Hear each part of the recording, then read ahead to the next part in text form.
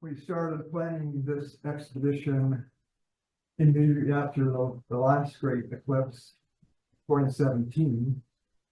And based on the weather prospects and climate prospects, we decided to go to Mexico and join the Sky Telescope cruise to Mexico.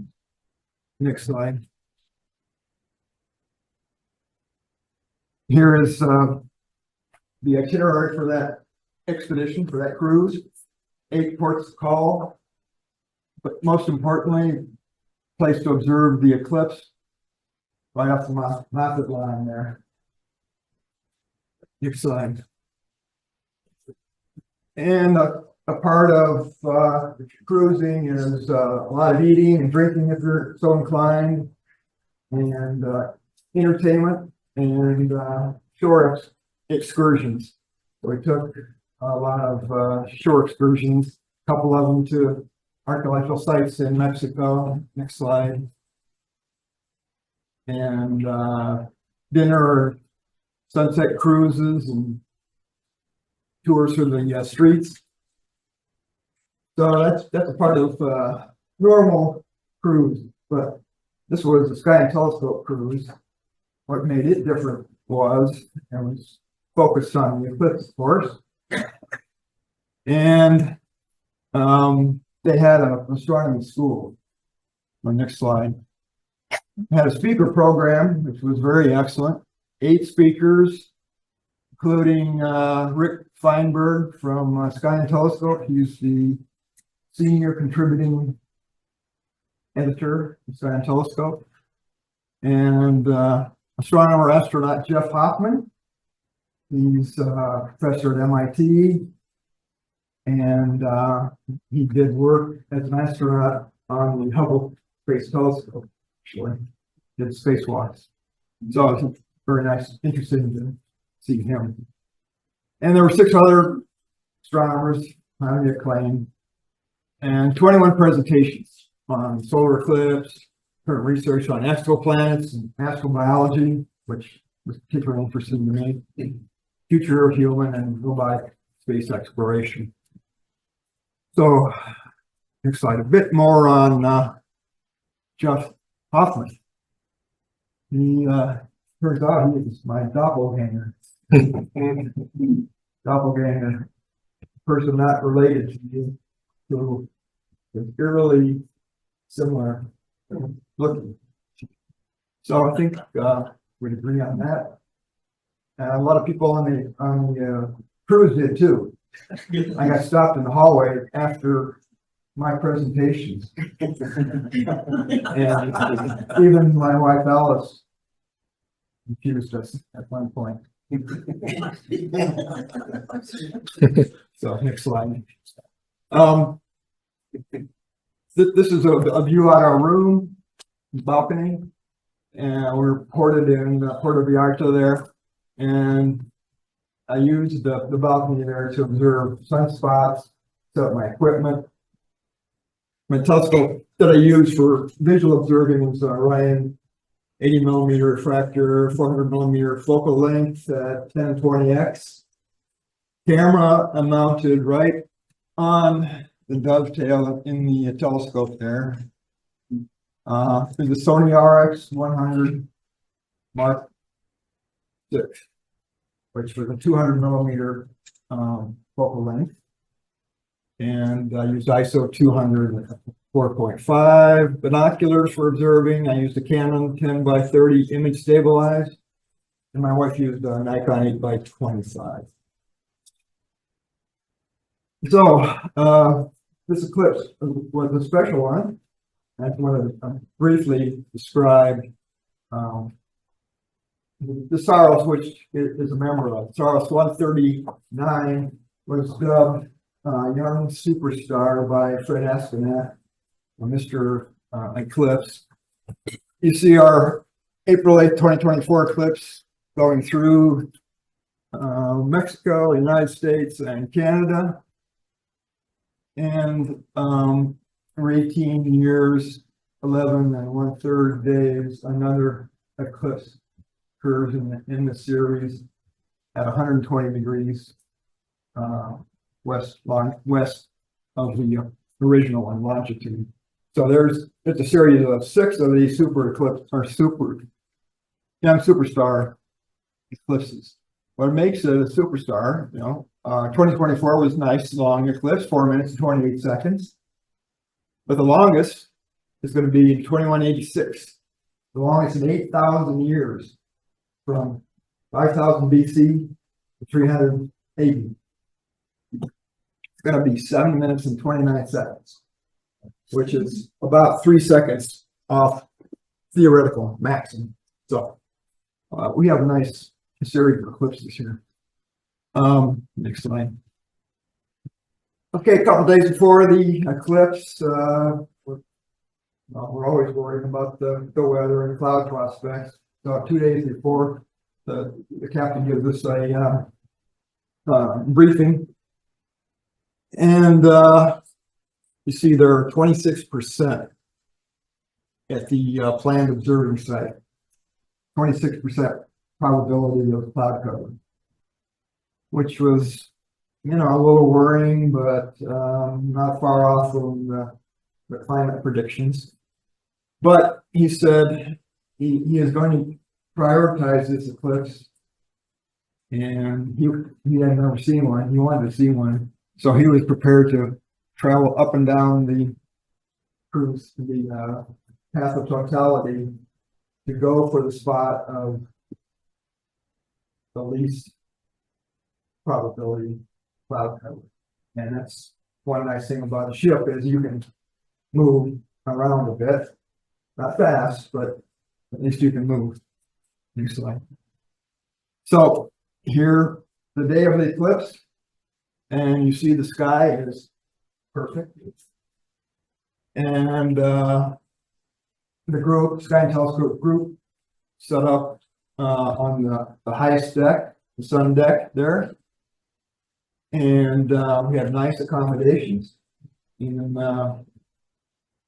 you can bring up your lounges and your tables and chairs and all the stuff. Set up your equipment up here, and plenty of room. And around the corner is they set up a bar for celebration after the eclipse. So we start observing, and next slide. Observe the partial phases of the eclipse. And this is projections through the back of my wife Alice's chair, pinholes in the weaving. Oh, it's a nice, interesting thing there. But again, it's just partial. We're waiting for the main event here. So next slide. Other people are experimenting, have some experiments going on. Citizen scientist experiment shown here by a young man who is a meteorologist and journalist, and he has a lot of YouTube episodes describing this expedition if you're interested. Eclipse thermometer. So you see there before the eclipse around 85 degrees, after the eclipse 70. So that experiment going on. Next slide. This was an interesting experiment here. This is done by Rick Feinberg, who's the Sky and Telescope editor. He measured the change in illumination at the zenith during the eclipse. So time is on the x-axis there, and there's 7 minutes between the ticks. The y-axis you see is logarithmic. So every tick mark is a factor of 10 smaller illumination as you go down. So you see the first order of magnitude takes about an hour to get down to 10%, The next order of magnitude, next factor of 10 is about 6 minutes. The next one is And that's where things are going to be interesting fast. Next one is a minute or so. This one is just a few seconds, and then it's totality. So I, I asked you to try a thought experiment here. I've always struggled to describe the difference between a partial and a total eclipse. I think this might illustrate it. Take the inverse of that function. So turn it upside down, and instead of a well there, there's a peak. And on the y-axis is the excitement or the interest of the eclipse. So again, it's slowly becomes more interesting and shoots up. Crazy stuff. That was our. So we're busy observing. Getting more and more exciting. And someone yells, "Diamond ring." And you look up, it's like totality. And this is where words fail us.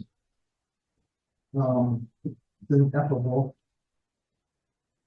But I took a few pictures, many because I never had before. It's been to 5 and 6 eclipses. I never take a picture, but I said, well, this time I'll do it. So I managed to squeeze off a few shots, make some observations through the telescope. So this is a 1/40th second exposure. Shows a good portion of the corona. And on the bottom right there is a bit of a chromosphere and also a prominence was there also. So beautiful, but it really doesn't look like that visually. Through the telescope, the structure in the corona is just amazing. You can actually see the magnetic lines where the plasma is traveling along, and it's very fine. And there's prominences all around, some big, some small. So incredibly beautiful. And as we stand in the shadow of the moon, next slide. Couple more shots, just for illustration. A fast one with 60th of a second shows the inner corona, and the outer corona with a 1/4 second shows the extent of that corona and how far the atmosphere of the sun extends out there. So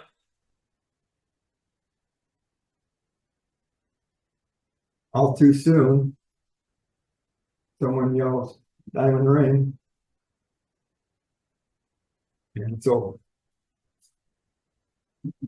But I struggle to find words to describe it. So I have to go to the words of artists or poets. So this is how I felt in the shadow of the moon that day. Hello, darkness, my old friend. It's a familiar feeling, but yet so mystical and very special. So, next eclipse. After the eclipse, after you see the shadow race off to the east, it's done. Go over to the bar and pop a cork on a champagne bottle, and the thought in your mind is, when's the next one? This is the next one. August 12th, 2026. in the Arctic, Greenland, Iceland, Spain. So I hope to see some of you there then. And it's okay to call me an eclipse chaser because I guess that's what I am. Thank you.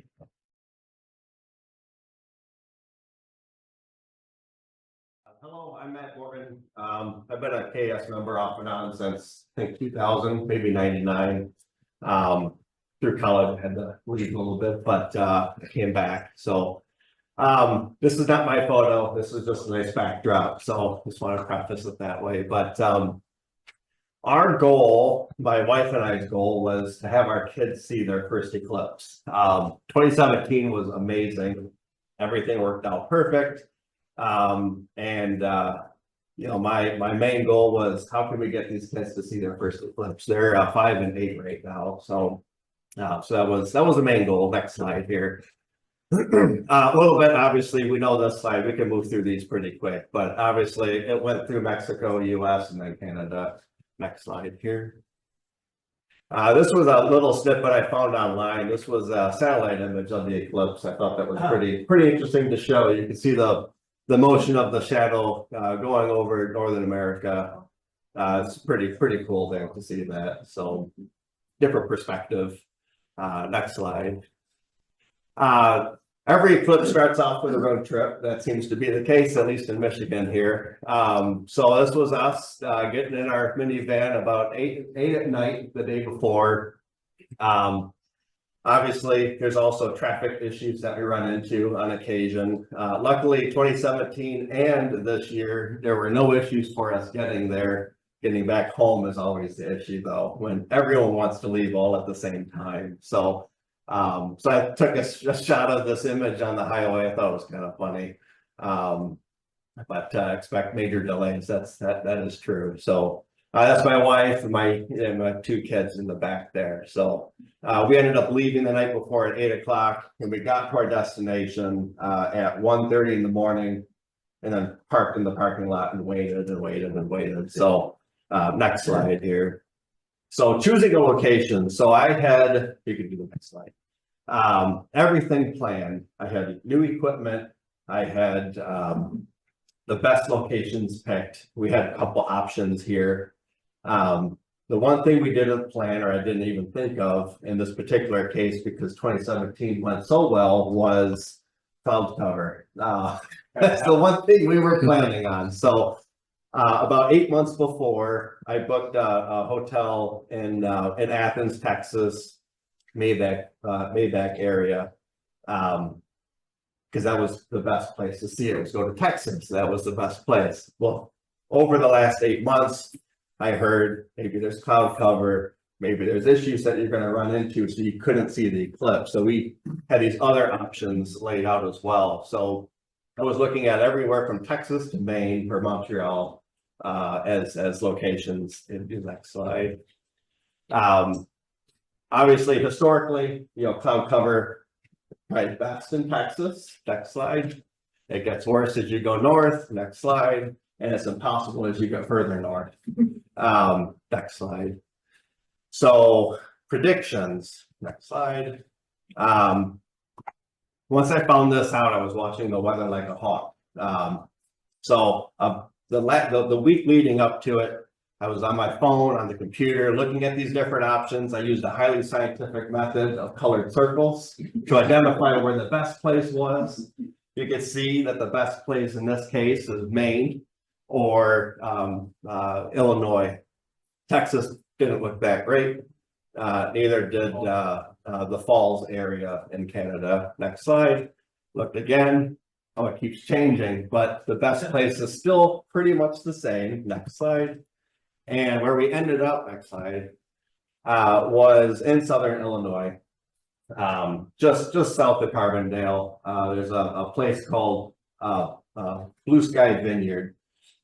It happened to be the same place we went in 2017. So that was kind of a fun circle back to where we were. Next slide. Looked at where we were off the center line this time. wasn't too bad. 2017, I was about 400 feet off of it. This year, a little bit further than that. But what's cool about going to a vineyard is they brand everything. So that's kind of cool. So we had some champagne, bought some glasses, all that stuff. And so that was fun. Next slide. And we were literally about 208 feet from our previous location, just a different parking spot. So that was amazing. So it all comes full circle, you know. 2017, I was thinking, like I said, at the time we had a 1-year-old. Now I have the 5 and 8-year-old, and I thought, hey, this would be great to have kids see it next time around. And it actually ended up being in nearly the same spot. So that was pretty cool. Next slide. The day of, so we get to the parking lot. Skies are perfectly clear. Everything's great. You can see the stars. Get all the kids packed in the back. My wife, pack them in like sardines. They go to bed for a few hours. Get all my stuff set out, table set out. I cover everything with a tarp, just because we're out in the open and that. And we are at a location where, you know, multiple other people come. So I want to just cover stuff up because we're right on the road. And get up at about 6 in the morning because you don't sleep well in the car anyway. And it is 130% fog. Can't see a thing. Everything is soaked. Luckily, I covered the mount and everything, so I didn't get water damage anywhere. But I was like, oh my goodness, what's happening here? So we looked at my phone hours before, tracking it and seeing what the clouds are because I'm ready to jump any moment. So these are a few hours just before the next slide. A few more, you can see that it's getting worse and worse. The percentages aren't looking great. And then just before, it's like 27%. Like, okay, I can live with that. So by that point, it's too late anyway to go. So next slide. This ended up being the conditions. To me, it's perfect. From an eclipse standpoint, you can look through haze like that. That's not an issue. So this was our setup. Kids seem happy there, so that's a good situation to be in. By this time, there were 1,000 people or so there. We were the first ones at 1:30. So leaving at night that early to beat the traffic, to beat the crowds, we were the first ones anyway. So it wasn't too bad of a situation. But this was our view. Just beyond that, it's actually a sculpture of a chicken or something. Was where we parked before. So just in relation to that map there. Next slide. These were the crowds that popped up. So it is a vineyard. So they had tarps and events. They had a band. It was a good time. It was about 1,000 people, I would estimate. Food trucks, all that stuff. Next slide. The drinks, they were going around like crazy. So people were having a great time there. If you weren't there just enjoying the drinks and the atmosphere, you were looking like these people covered with clothing, trying to get out of the sun because it was, like it was said, about 85 degrees or so. So it was pretty warm. Next slide. Oh, this one's misplaced. So I already said this, but we left at 8 and they were still happy in the morning. So that's good news. We were having our funny faces there. So next slide. A little more during while we're waiting for totality. Snap some more photos. My younger daughter, she loves string cheese. That's her holding a piece of cheese. My older daughter, we did a pinhole projection experiment with a Pringles can. So it was kind of fun. And then my younger daughter in school, we go to El Sol here in KPS, and they made some solar face protection with glasses taped behind it. So it was kind of fun for them. Next slide. After the trip, so I'm going to tease you guys, so we're going to skip the eclipse right here. So after the trip, because we had kids, we had to look for other things to do. So we went to the eclipse, and then afterwards we drove to St. Louis. City Museum is amazing. If anyone ever has an opportunity to go to St. Louis, the City Museum is great. The arch is cool. Never seen that before. And then we saw some friends there too. So next slide. So when when the moment starts, this is at least how I feel. You're trying to get everything set. You got your hands on every trigger you can find for every camera and telescope that you have. That's how I felt in 2017, at least. I took some lessons from that year, applied it to 24, and ended up going with Eclipse Orchestrator. I had a computer there, had a motorized mount to track it. Main thing I wanted to do was still capture all what I wanted to capture from a photography standpoint, but mainly spend time with the family, with the kids. So I had everything set up, it was all automated, and then I could focus with the kids and, you know, show them what's going on. So this is what I felt like internally anyway. I'm impressed with the flash. Yes. Yeah. It gets so dark during totality, you got to lighten up the, you know, the atmosphere. Yeah. Next slide. So this was my equipment setup, just in detail here, but I had a couple telescopes, 80 millimeter and a 60 millimeter, couple cameras. iPhones work great. I tried to experiment with it, and it didn't work out that great for me personally, but they do have great attachments for that now. I had a Canon 5D that I used for the main photography that was connected to a laptop with Eclipse Orchestrator, and then a homemade battery there. So next slide. These were the photos I took. Some numbers around the bracketing, the timing, the intervals, that sort of thing. And then what I used. I am a learner with Photoshop, so some of the images I still need to touch on, but it's I think I'm getting a little better at it. Next slide. Yeah, this is a little video. It's about 1.5 minutes long. This is the atmosphere, the people and the crowds. So you can see that, and then the slides on the side. That's a 360 view of the sunset. So this was just taken with an iPhone on top of my car, just sitting there for an hour out of the run. But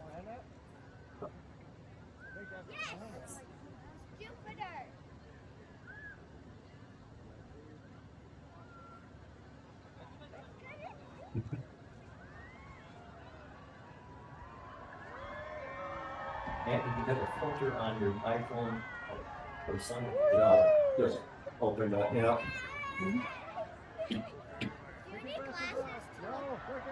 That's me. See the little ring there that pops out, and that's what you see when your exposure is incorrectly set. But you get to see the solar eclipse there in totality. Again, I just had this running on the side, so this was all locked. So it was kind of cool to see that. And capture the environment and the people reacting to that moment. Next slide. Okay, now for the pictures. All right, so that was a little bit of a teaser. So like I said, I practiced in 2017. I took a lot of notes, figured out what I did wrong with a manual clicker and trying to capture everything I needed to capture. This year I did it a little smarter. So next slide. These are some images that I captured from partials going through, and then the chronosphere through that progression.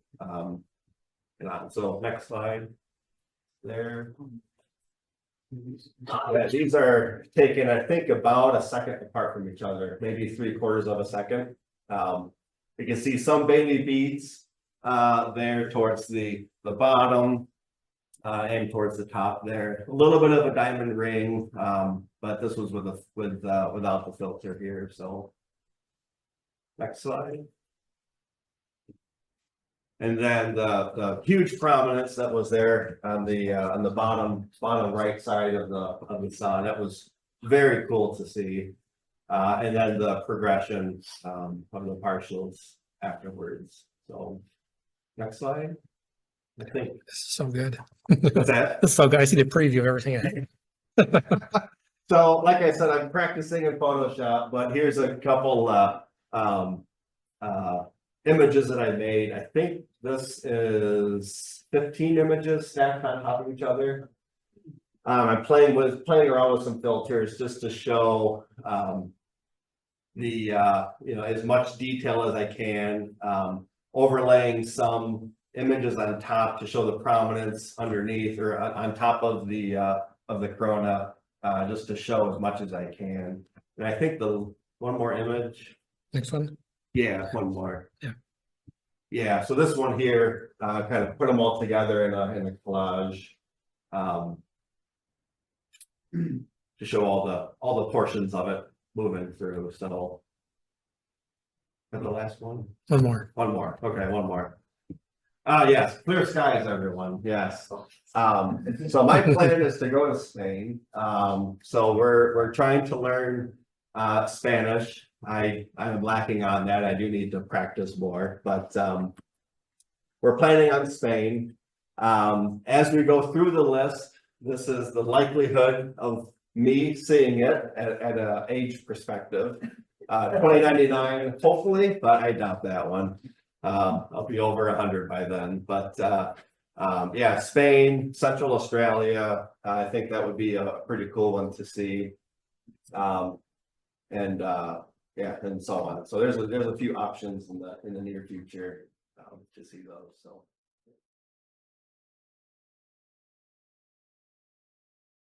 Nina and I decided to go to the Texas Star Party event. So this took the place of the Texas Star Party, which is usually in West Texas. But the whole organization mobilized, and this was at a little place called Latham Springs, which is a Baptist camp. And more on that in a bit. But it was not cheap. It was actually pretty pricey, and I would, so more on that too. Next.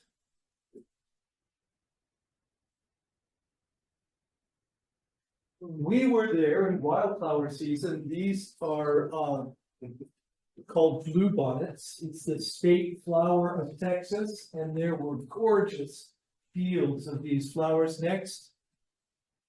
Just banks and banks of them. Next, and they're quite a treat.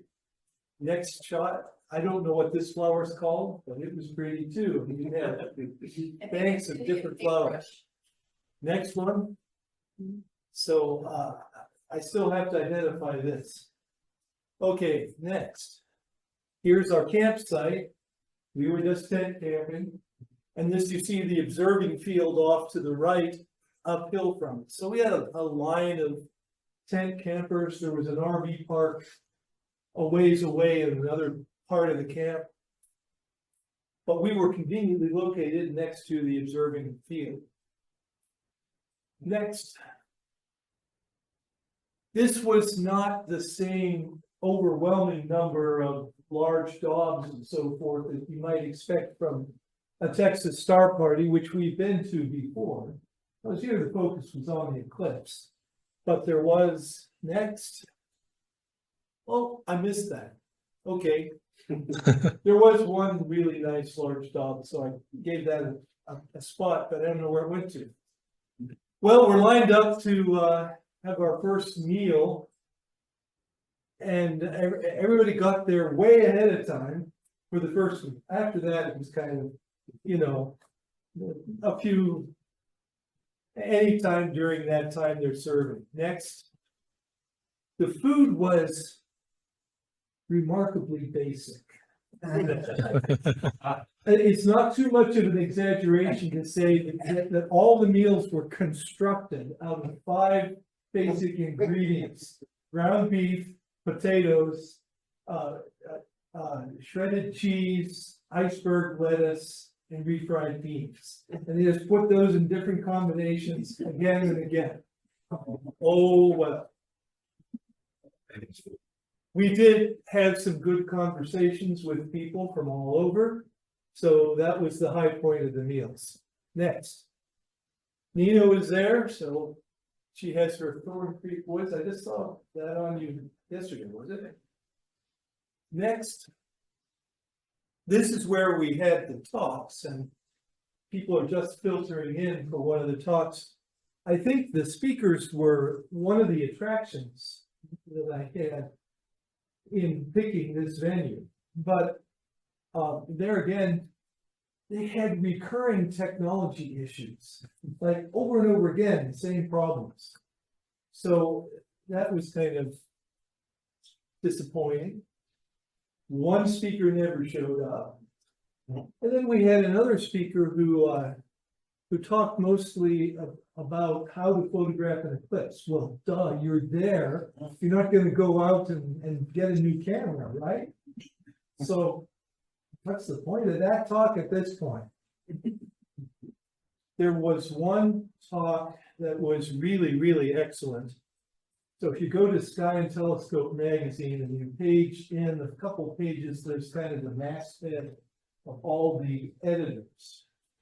And the science editor is Camille Carlisle. And she gave a talk on what it's like to put together an issue of Sky and Telescope. And I never thought about that before. And it was fascinating.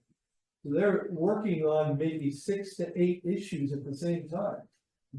Lining up authors, deciding what the issue is going to be, if there's a theme to it.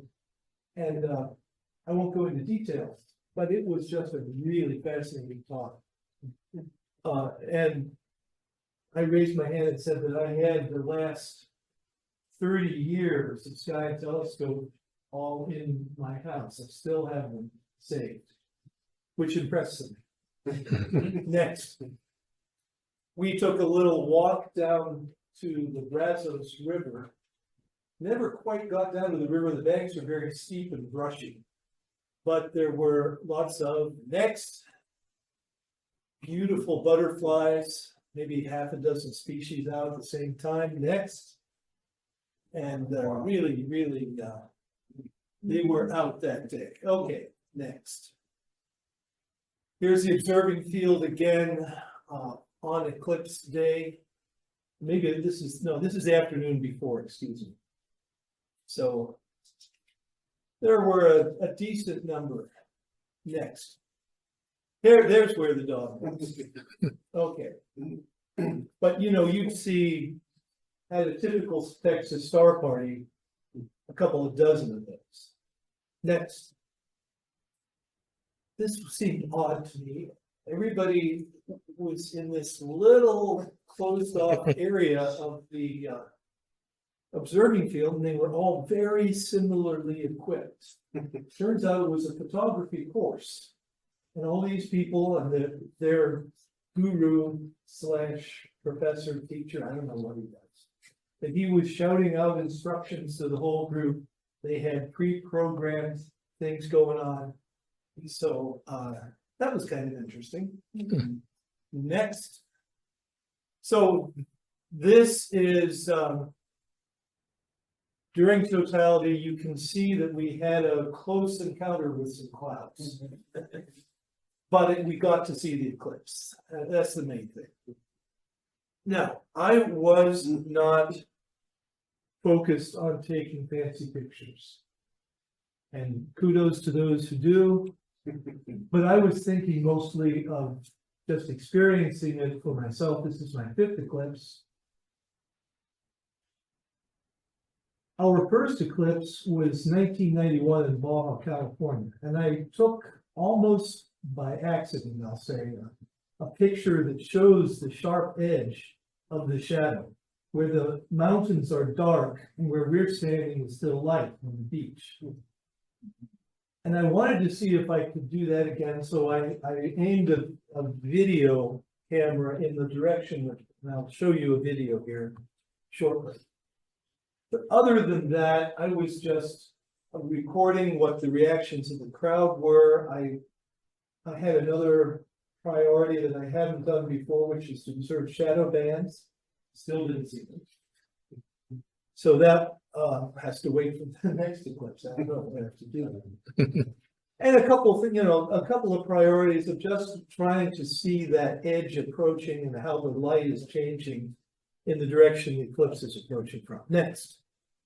So again, I don't have any fancy pictures with high resolution. This is just with my regular Sony camera and handheld. Next. There is Jupiter off to the side. It's a little bit of shake. Again, this is handheld. Next. Here's the photography class as things are approaching. Next. Okay, now this is a video. So Pete, can you click on it and just click on the arrow? I think it's not going to autoplay.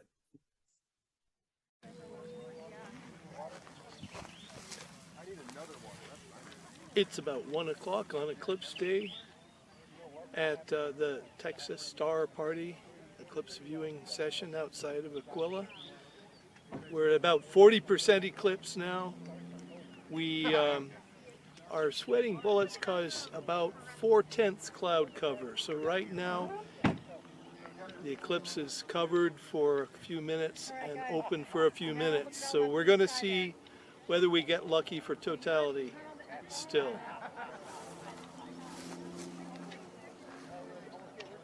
Okay, next one is another very similar progress report.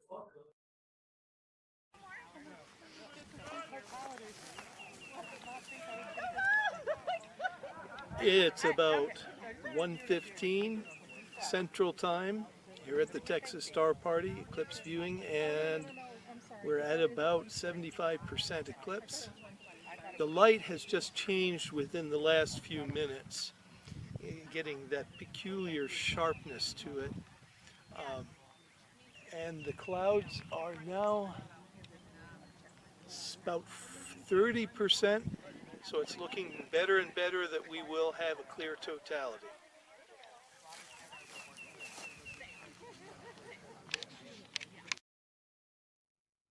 This gives you kind of a feeling of the chatter and the reaction of the crowd that's here.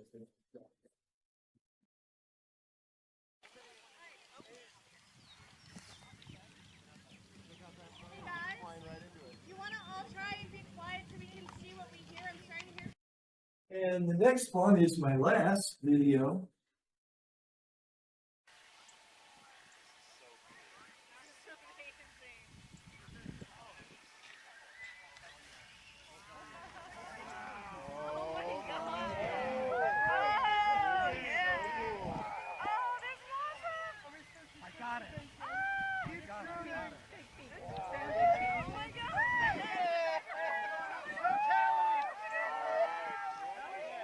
Oh,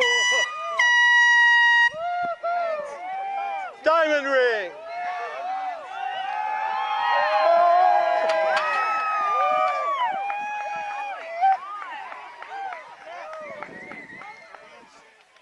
We made it, people. Yeah. We beat dark.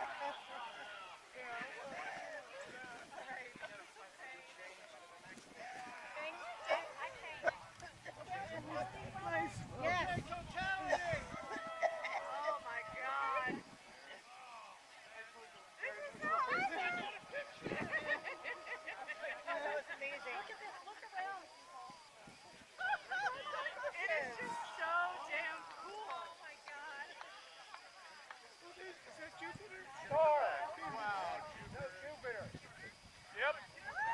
Oh wow. We can see Jupiter. Oh, that's so cool. Look at that. Oh my God, that's Jupiter. Oh, look at that. Cool. What about the comet? Where's the comet? C2 and C3. Oh my God. All right, so what's that off to the left there? Who's that? Is that Saturn? There should be 4 planets visible. I think that's Saturn. There's Coming up, don't panic. Oh, okay. we can see Jupiter and Saturn. Right now,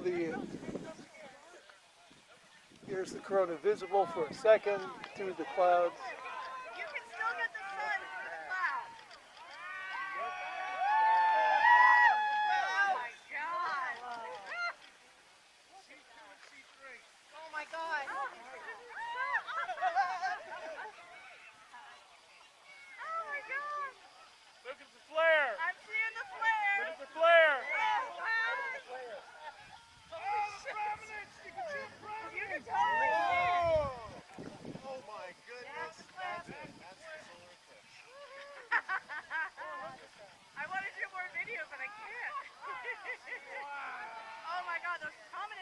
amazing. When do we stop?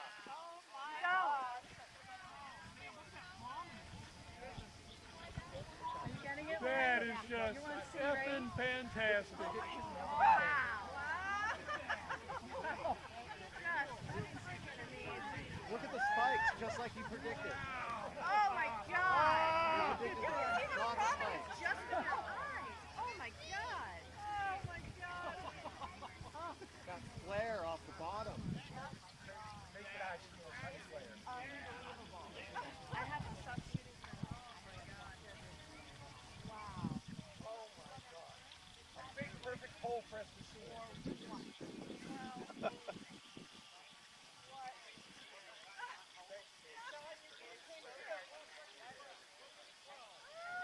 still have a minute left.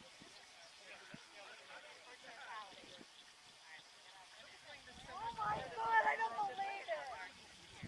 Yes, so much cooler than when I was in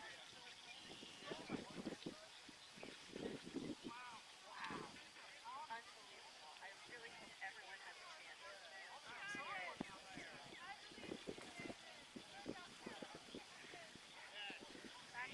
Mine wasn't tracking, now it is.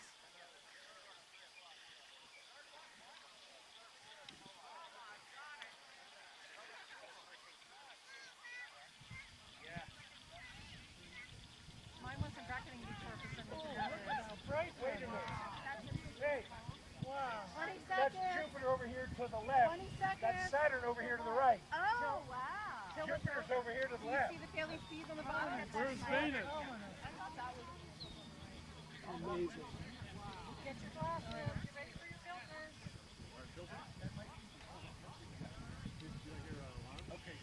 What's the time, Robert? Oh, diamond ring. Look, diamond ring. Can we go back to C1 now? Yep. Okay. Yeah! Bring on the light!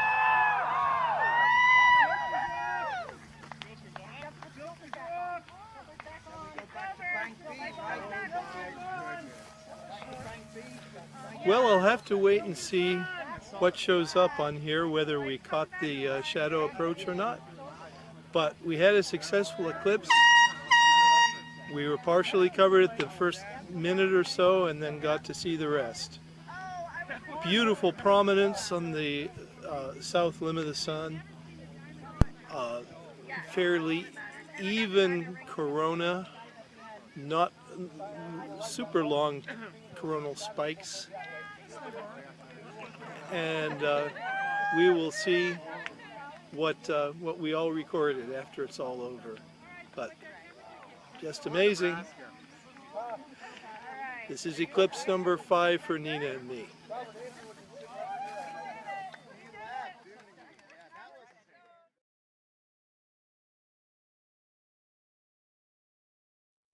Yeah, my original plan was to go to Erie, Pennsylvania. And then I remember one of the speakers said that by Niagara Falls that they were organizing a huge whatever event. So I was thinking about the flexibility also, just in case.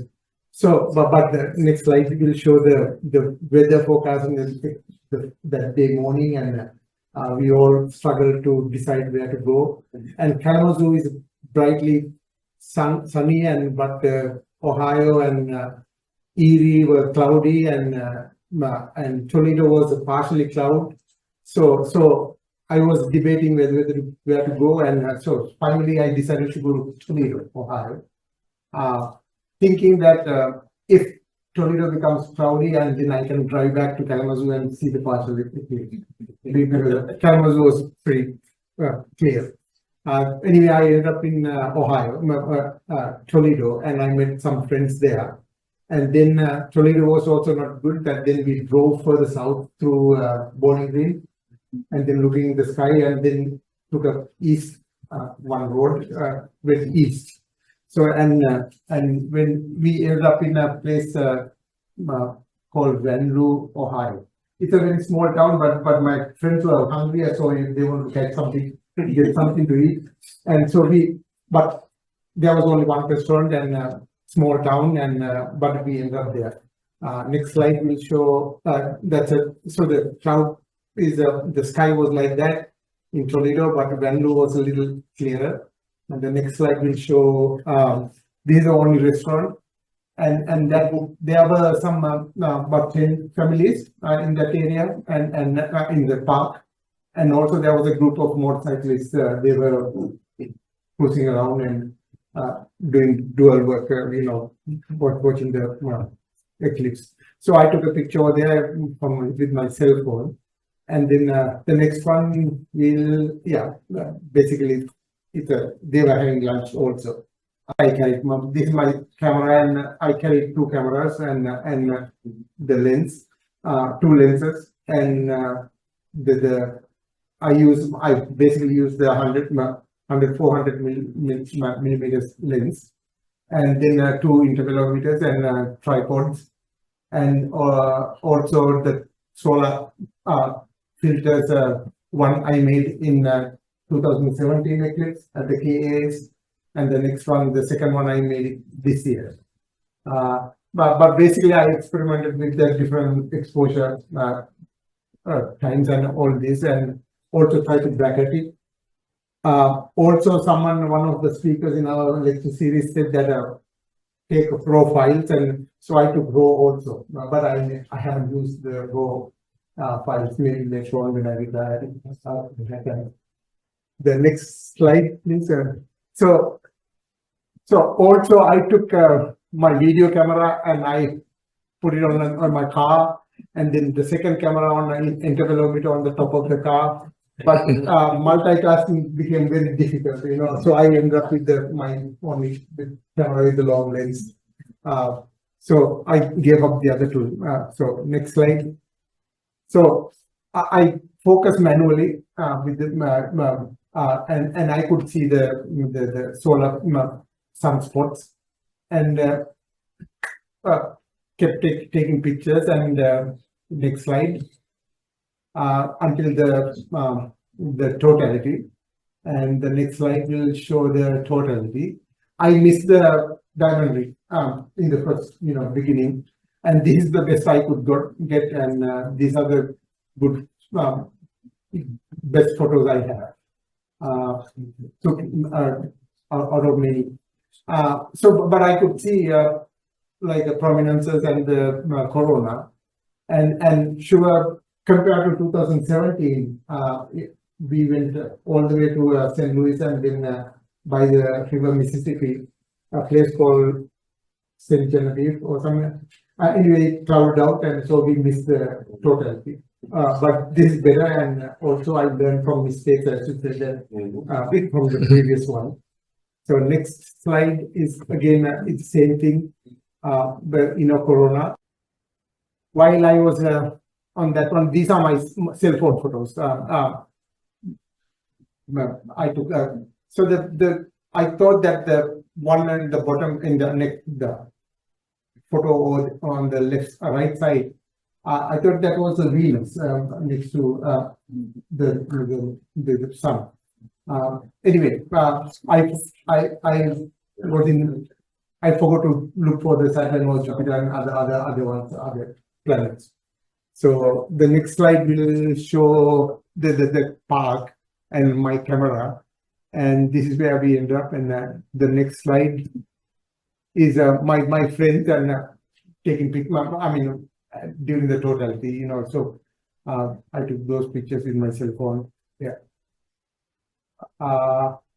Move to the next slide. This is the best I could get. I just missed all the settings changes, like I know that hopefully next time if I'm alive, I'll use that the app. It will tell you, change this one and change this one. Let's see how it goes. But that's all I got. I should have changed the settings, but forgot to do it.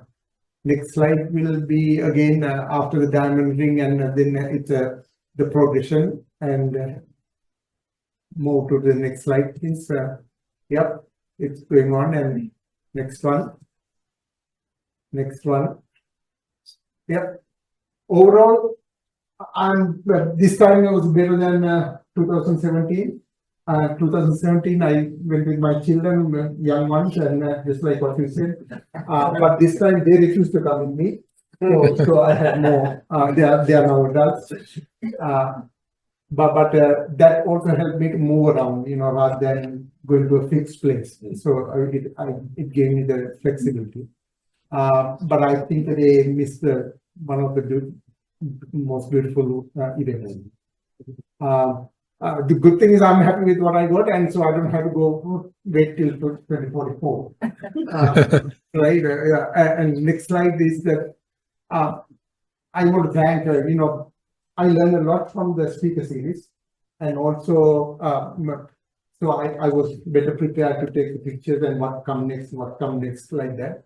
And so basically I'm happy, and also I want to thank the KA's Richard to organizing all the lecture series. I learned a lot, and also he spent so much time on preparing the newsletter for the April. That was full of information, which helped me a lot, and also will help next Eclipse.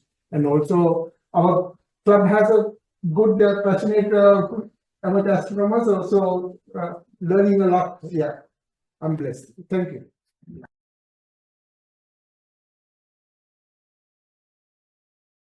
Okay, well, I'd like to tell you about another journey to an eclipse. So let's get started with the next slide. I've been to a few eclipses over time.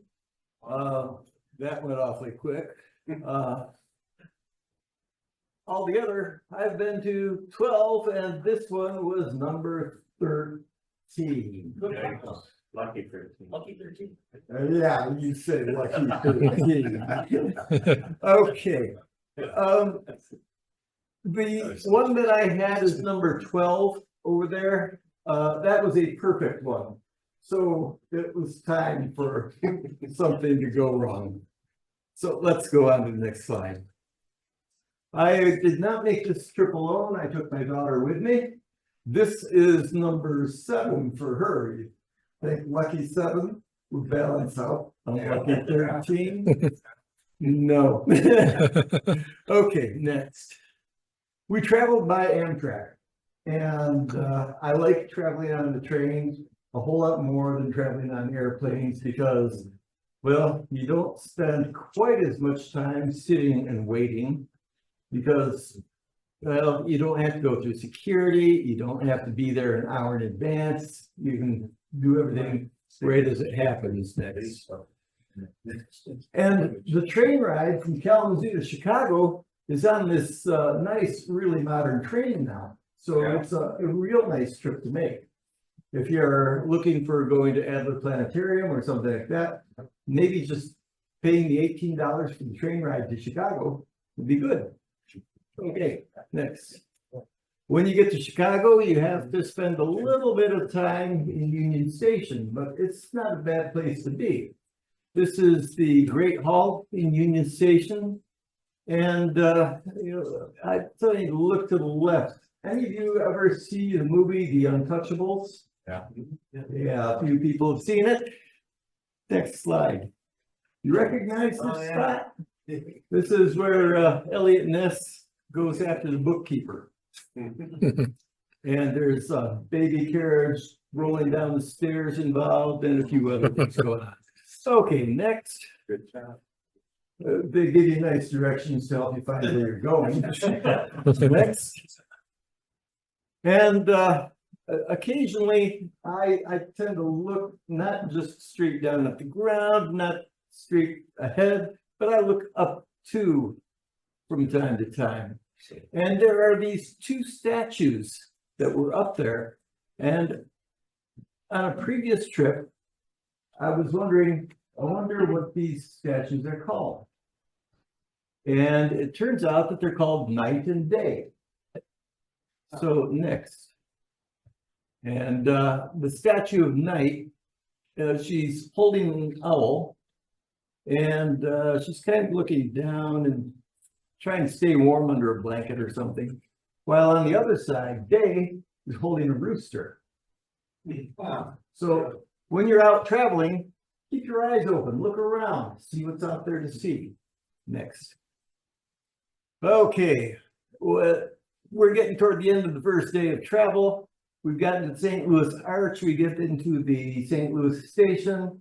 It's a place where they're changing the crew on the train. So we spend about an hour there. By the time we leave St. Louis station, it's dark. Next. And on the train, well, we go from the daylight train to the nighttime train. They turn the lights down low. Even though you're in coach, you can lean back and kind of catch a little nap, get a little stiff neck, get a little sore bottom, but it's comfortable to a degree. Next. And when you wake up the next morning, you're in Texas. Next. By the middle of the day, you've gotten as far as Dallas. Next. At dinner time, you're all the way to Austin. Texas is a big state. It took until 10 o'clock at night to get the rest of the way to San Antonio. Next. So here we are the next morning in San Antonio. This is our destination for where we're meeting up with the group. And we're out on the Riverwalk in the early morning. Next. And this is the Riverwalk. You can see a little path going off to the right, just past the banner. That's the entrance to the hotel. Next.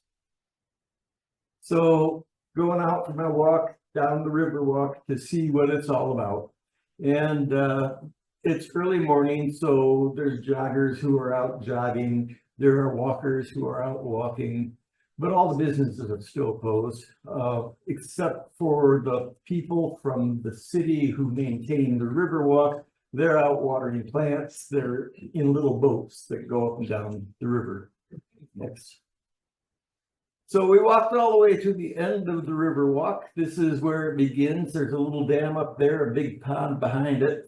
And you can see some green doors there. That's a set of locks for getting the boats in and out of the pond area up above the river. Next. And coming back on the other side of the river, we looked over at the I guess this is a conference center or something like that. And look who's coming to town in June 20th. Neil deGrasse Tyson. Next. I had a few friends advising me before I went on where to go to eat, and they told me to find the restaurant with all the colored umbrellas. I finally found the restaurant with all the colored umbrellas, but by that time, all of my free meals had been used up. So it was doing the group activities the rest of the time. Next. Walking along the Riverwalk, there are also bridges that go across, and where there's a bridge going across, instead of having you look at a blank wall, they put a mosaic up. They all represent the river in some way. Next. I think Dave Garton had a picture of this waterfall last month, but it was at nighttime. Mhm. This is daytime. Next. And when you get to the end of the middle stub of the Riverwalk, you get to a shopping center. And we're going to go through the next slide. And this is looking at that same little island from the other side. So I was up by those doors on the second level. Now we come down. And next, we're going to go to the little island in the middle and look out down the river. And next again. We traveled around by motor coach while we were in the area. And we went to a few interesting places next. As a matter of fact, we went underground at the Natural Bridge Caverns. The Natural Bridge Caverns, that's the natural bridge up over the top, and the caverns are down the path below. And I've been to a few other caves before. I've gone to the big one down in Kentucky, Mammoth Cave. I've been to a little one down in Tennessee, Mindle Caverns. I've been out to the one in New Mexico, Carlsbad Caverns. Of all of them, I kind of like this one the best. So let's go in. Now, just as we're on our way in, still a little bit of light shining in behind us. There's a little bit of flowstone, so there's a sign that this is a wet cave. It's an active cave. Stuff is going on in here. And our guide is leading us down. He's down a little bit lower than I am. He's at a spot where you can see the crawl space where people crawled through and found the caverns beyond. Now, we don't have to go through the crawl space because somebody came along and excavated a tunnel that took you into next the room with all the good stuff. So there are stalactites, stalagmites, and columns. The tights stick to the top, the mites push up from the bottom, and the columns connect them both. And yeah, I told you that. Okay, next. As I said, I was with my daughter, so I put her in as a frame of reference. We're well down under the ground right now, and the room goes up really, really high. It's taller than any room I've ever been in. Next. There are underground pools of water. And lots more of the columns and flowstones, and the ones on the far side they call chandeliers. But that was on 2 days before the eclipse. This is 1 day before the eclipse. Meet Davy Crockett. He's the one standing on the right-hand side in the middle. Jim Bowie, he's the one on the left-hand side. And everybody up on that plaque was killed in the Alamo. Okay, next. And that's what everybody thinks of when they think of the Alamo, but that's only a small part of it. That's just the chapel area. This is inside of the chapel, and this is the day before the eclipse, and everybody who's visiting Texas decided to visit the Alamo that same day. So there was no way to get good pictures in there. I didn't even take pictures. I let my daughter take the pictures, and I borrowed some from her. But there was one interesting thing that I did take a picture of. This is a model of the whole Alamo area. And you see that the chapel is just that little spot in the background where the Mexican army came in to fight the Mexican revolutionaries, was in that big open area that's behind the first fence. And once they got in there, they rolled some cannons in and shot the cannons down the length of the buildings in the middle. And well, everybody retreated back into the chapel. And back in the chapel, that's where things came to an end. Oh, we're on the coach again, but this time it's eclipse day. We're going 140 miles from where we started in San Antonio. And the reason we're going 140 miles because to the center line was only 90 miles. We had to go beyond the center line because the clouds were coming in from the Gulf. And as the clouds were coming in from the Gulf, there was another group of clouds coming up from Mexico on the front that was moving through there. Next.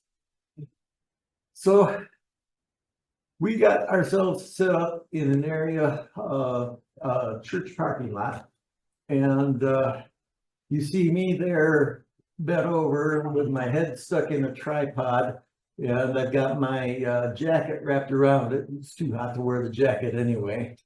But the reason the jacket's wrapped around it is, next, I want to be able to see the computer screen. Okay, so the equipment and materials I'm using, up on top, there's the little Coronado PST, and then next to it, there's a 600 millimeter lens with a solar filter and Nikon camera. The Nikon camera, filter, and 600 millimeter lens I've used for the last 3 eclipses. I know what I'm doing. I've used for the last 3 eclipses the Eclipse Orchestrator program. I know what I'm doing. I set this up and immediately the computer says, I don't see no camera. Oh. And I'm thinking, well, gee whiz, there's a camera attached. So I decided, well, maybe I better pull the plug on the other camera so that there's no doubt as to where you're supposed to look. And I rebooted everything and still I don't see any camera. I went back and I went into the equipment manager and I told it, okay, I see the port that the camera is assigned to, but I don't know that anything's going there. So device manager, remove the port, reload the port. There's the camera. Okay, got the camera. I had to do that 3 times. Finally, it really kept the camera on. I'm frustrated as can be because now partial phases are half over. Next picture. While all that's going on out there, there are people who are part of the group. That's my daughter on the far end with a mirror in her hand. She's reflecting the partial phases off of the wall of a building. There are people who are using pinhole projectors over in different areas. Bob, who's running the program, is an educator at the planetarium in Milwaukee. So he's taking care of the people who are first-time eclipse chasers, trying to teach them something about eclipses. And you see that red tent way in the background? Underneath that red cover, next to it, there's a Celestron 8 telescope. And I have a Celestron 8 telescope at home, and they found out. And they said, can you come over here and help us get set up? This is about 5 minutes before totality. So, next slide.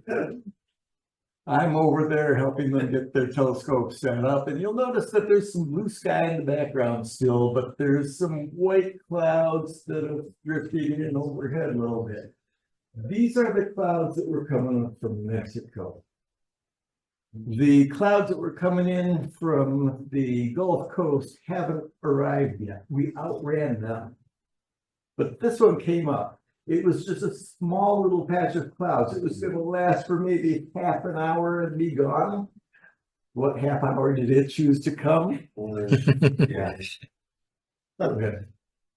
There's partial phases, and you can see that the clouds started sneaking in kind of at the 3/4 point, then they disappeared for a bit and they started coming back again.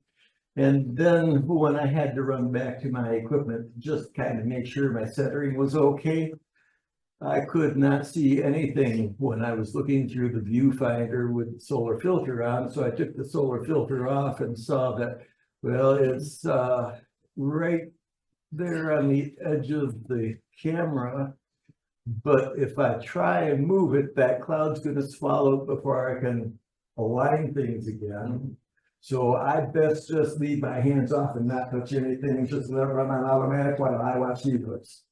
And that's what I did. Next. It ran on automatic. There were a half dozen times when the eclipse sun peeked out through a hole in the clouds. So I got a few pictures. I have a lot of pictures that are completely blocked, but I got at least one nice one. Next. A little longer of an exposure. Next. I got one of the long exposures. You might see the little bright bands in there. I don't think that's really corona. I think that's thin spots in the cloud. But you can still see the bright prominences. Okay, next. This is our group. There were a few of us. You'll see me sitting down between two cross telescopes. You'll see my daughter way in the back row, just a little bit off to my left. And Bob, who was running the whole program, is at the end of the black telescope. Yes. So what I learned, preparation does pay off in indirect ways. I managed to obtain a Star Adventure GTI mount and a used Coronado personal solar telescope to go to this eclipse. So I had a good tracking device, I had a good hydrogen alpha device, and I had my familiar camera that I've used so many times before, all with me. Next. In the practicing for the eclipse, I got real good at taking solar photographs. So I've got a white light photograph up there, and I've got a hydrogen alpha photograph down below. You can see a few flares, and you can see a little detail of some filaments and things like that. Those two pictures were taken at basically the same time. I shot the 25 frames for black and white and about 1,000 frames for the hydrogen alpha. Next. And through all of the meetings that we had during the past 6 months, I was able to improve my processing for solar eclipse images. And this solar eclipse image was from the previous eclipse. But I have good data and I have seen eclipses, and I am satisfied that if the opportunity comes up again, I'm going to take the risk. So what I learned, with patience and practice, you can get everything working correctly, even under stress. Might not get there at the beginning, but you'll get there by the end. You can't do anything about the weather, just ride it out. And finally, next. Having goals other than photographing the eclipse pays off. I had a reunion with friends from the previous eclipse. There were about 12 people, a dozen people who I knew, who I met up with again. Haven't seen them for 5 years, but got fit back in the group real quick. I enjoyed that whole Riverwalk area. I saw the insides of a really nice cavern. I learned the history of the Alamo. It's not the Americans against the Mexicans, it's the Mexicans against the Mexicans. That was during the Mexican Civil War. And I had some really good food at a place called Pago de Chao, a place called Whataburger, which is a chain that's moving into Michigan this year, and a place called the Iron Cactus, where they skewer their meat on tridents and then come to your plate with a different kind of meat about every 3 minutes while you're having dinner until you've reached the point where you can't eat any more meat. And believe me, I'm probably close to becoming vegetarian. Okay, that should be the end. Yep. So, up next.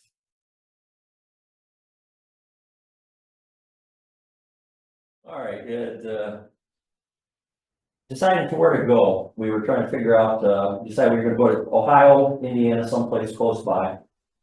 Didn't want to drive to Texas, didn't want to go some other places. And then Don and I had gone to the 2017 eclipse down in Sparta, Illinois. And Mike and Karen had joined us, and some of the others from the club had joined us down there. And so Don and I said, well, let's get someplace close so we can drive easy and whatever. So I was thinking, my plan was to go to someplace like a truck stop. I'm the age where I don't want food, I want a restroom, I want someplace to relax. Truck stop is gonna be a good spot. Then we started thinking about it, collaborating, it's like, they're gonna be traveling down the highway to get to a truck stop. We didn't want to do that. We wanted to stay off the side roads or on side roads. So, in order to travel easy, Sunday night we had a hotel in Fort Wayne, Indiana. Just so we could collaborate, we didn't have to travel Monday and get tired and everything. So Sunday night, there were 7 of us, I think, at the hotel. We gathered at the breakfast buffet, spread out the maps, spread out the, so that book that our, Eclipse book, whatever. And we're trying to figure out, we're gonna go here, we're gonna go there, we're gonna, and we decided, looking at the weather and decided it didn't make a whole lot of difference. We're gonna go to Ohio, Indiana, or wherever, weather was gonna be a question, like, oh, you know. And then we get to look at, if we took the state roads due south from Fort Wayne, about an hour and a half, we were in Winchester, Indiana. There's a Walmart there. Walmart works as well as the truck stop does. You got food, you got restroom, you got parking available. So we decided to go there. Sunday or Monday morning, it's like, well, after breakfast, everybody grab all the maps, we're going, and still, we don't know about the weather, who knows what's gonna happen. I said, I'm going to Winchester because I'd already talked to Mike Cook and thought he might come join us. And I already said, that's where we're gonna be. So I figured I gotta be there in case he shows up. Fortunately, he couldn't make it, but we're gonna go there. So the rest of the group says, well, Jack's going there, let's follow Jack. So we get to the Walmart and get all set up. We had our crew, and by chance, there's a little driveway off the Walmart parking lot. And we were off on the little driveway. So instead of being in the parking lot with all these other people, we're kind of off on our own little side thing, which is kind of cool. Go to one of the next photos. I'm not sure which one. That one, yeah, the telescope, but yeah, there. Don had his sun funnel set up, which we did in 2017. I thought that was cool. And so I had the Coronado, the Club's Coronado hydrogen alpha. And so I'd take a picture with my phone of Don's, and then I'd go over to the Coronado and take a picture for comparisons. The hydrogen alpha back and forth, back and forth. And then as the Eclipse got going, I don't know, we got the one, the nice guy. Well, that one, yeah, that one. That's the next one. And the car one, yeah, that one. At totality, it's cool. Having done 17 and done this one, the 360-degree sunset is just, you have to experience that. You don't get that at a partial eclipse. I was disappointed when I was holding my phone up. It didn't look that dark on the camera, but it did when I took the picture. It shows how dark it is and stuff, and so that was great. And Mark's one picture showed the light come on in the distance. All the Walmart parking lots came on. I'm looking at the distance. I see a radio tower and the red lights start flashing and stuff. So it was all nice. I'm not sure which the next one is there. That one, okay. At totality, that's through the Coronado. That's the Corona through the Coronado. I was impressed how well that worked. I thought that was pretty cool. The one photo I forgot to take or didn't even think about, Mike had his telescope set up, and at totality he took the filter off and had a beautiful shot, and I didn't even think to look through his telescope, let alone take a picture through it. So that's the one I'm hurting myself for having that done. But during the observing and everything, I had regular binoculars, I had the sun oculars, the little cool ones. Prior to and after total, that's pretty cool using those little binoculars. And I've used them since. You can see some sunspots and stuff. It's kind of a cool telescope. But so we had a good time. The clouds, as we're worried about how the clouds would be. As we got closer, there was little clouds kind of coming in. As we got there, they kind of disappeared. We had about 98% clear skies. Yeah. And all my friends posting pictures on Facebook from Indiana, Ohio to Illinois, everybody had about the same sky. Everybody's panicked about it's gonna be cloudy here, it's gonna be cloudy here, it's gonna be cloudy around. 3 states had about the same sky and it didn't matter. Everybody had good pictures, so we got lucky. Yeah. The one thing I thought was interesting, in 2017, we were at the World Shooting Sports Complex in Sparta, Illinois. Well, all the guns and this year. This time we were in Winchester, Indiana. So for the 2045 eclipse, I'm looking for someplace along Florida, Georgia that has a shooting gun theme, and that's probably where I'm gonna go for that. I will point out that I will have to have somebody take me because I would be 95, but I will be there. Because as some of you know, I'm hanging around to see the next Haley's Comet come back. I'll be 112. I'm gonna be there. So at 95, I've got no problem traveling. I'm gonna be around for it. So I'm shooting for 2099. I'll only be 144, but I'm making it. Even if I'm in a cyborg body, I'm gonna make it. that one I'm giving up on. That's But like over my house. But I think that's all my pictures. Yeah. Yeah. So that was my report. So we had a good time and good fellowship, and I think we ended up with what, 12 of us or so, and the guy in one picture maybe you didn't see, there was a fifth wheel behind us. I don't know how the guy got parked back there. He was from up Lake Center, Michigan or something, and drove down for the eclipse to see it and everything. He was actually kind of unhappy because when he got there, he was the only one there. And the day of the eclipse, he started pulling in, and he thought he had that place to himself. But how he got to that road, he had to have backed around a pretty good curve to get there because the road dead end, so there was no place for him to turn around. So I don't know how he got it there, but he was a nice guy. In fact, he's the one that took our picture for us. Karen was gonna take the picture. He said, "Oh, you guys all got it." So he grabbed all of our cameras and took 4 or 5 pictures for all of us and whatever. So it was a fun thing. So we had a great time. So thank you.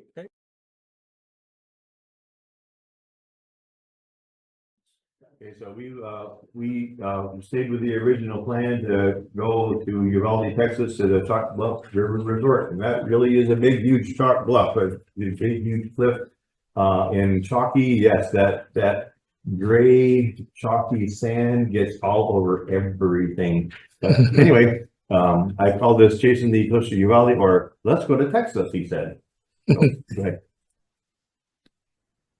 Now, I got a preface here that of all the ways to safely observe a solar eclipse, I've never seen somebody totally rocket like that guy. That's a hard he's a Parchment school staffer. He's on the cover of their Panther press. So I thought, yeah, that's a rocket look right there. Okay, good. And then oh, so that's why you're not supposed to photograph your first total solar eclipse. So that's what I got, 2017. Yeah, go ahead. So anyway, after hearing the bad forecast, decided to go ahead because we made all the plans to go to Chalk Bluff. You know, hotels were booked, RV was rented. You know, the RV spots were all reserved. And then maybe, you know, chase the eclipse northeast if we have to on an eclipse day. But then the clouds that Eric described all came in, and that was diagonal across the entire state of Texas. So that would have been a day's drive, and you were driving with the cloud direction. So we said, you know what, just forget it. We're just going to stay here and hope for the best. So, okay, good.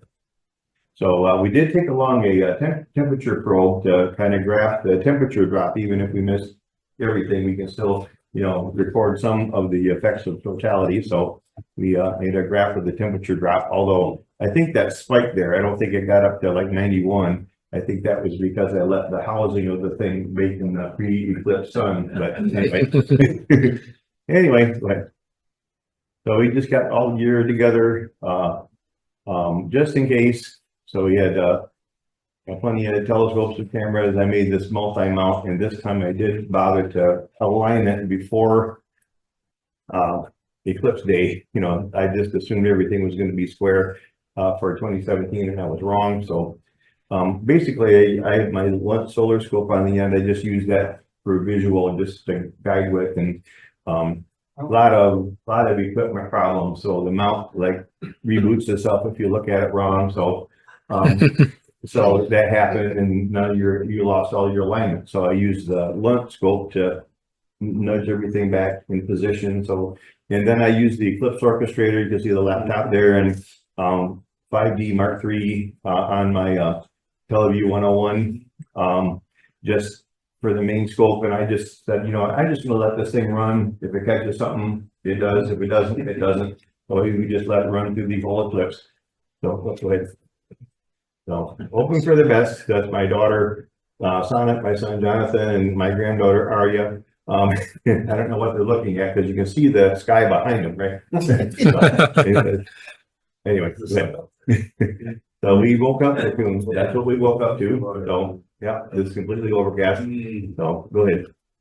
So we were able to see only some of the first partial phases through thin clouds. So that you can see nobody had their eclipse glasses on because you didn't need to. Because there's a lot of we just once in a while though you get a really thin cloud, whoa, which are eclipse shades on, but for the most part we didn't even put them on. So and go ahead.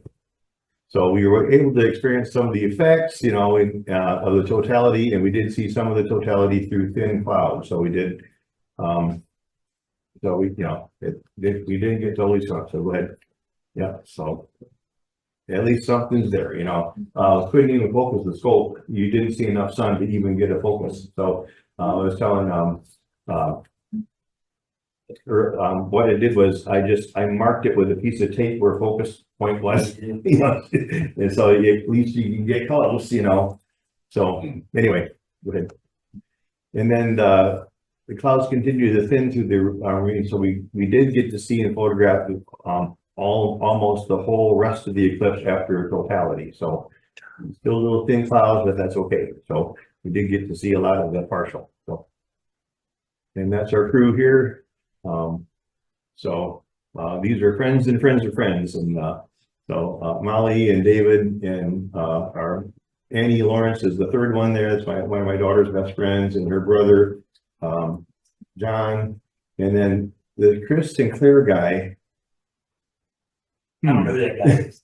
Well, and I'm baffled that I had to go to Texas to meet him. I know. So, anyway, and then my daughter Sonnet, my granddaughter Arya there, my son Jonathan, my son-in-law Matthew, and my wife Melody on the end there, and I'm taking the photo. So there's our cadre, and go ahead one more. And also at Uvalde there was Mike Patton, Rick Menno, and Chip Johnson, and Elaine Schreur. So that's us.